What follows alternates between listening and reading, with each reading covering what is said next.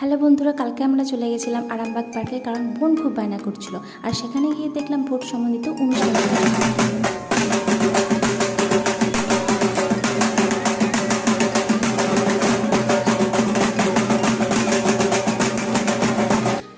পার্কে থাকা সমস্ত রাইডগুলোতে ওকে চড়ালাম। এখানে আমার ছোটোবেলায় অনেক স্মৃতি রয়েছে। আর এই যে এটা দেখা যাচ্ছে ঘুরছে, এটাতে আমি ছোটোবেলায় অনেকবার ঘুরছি।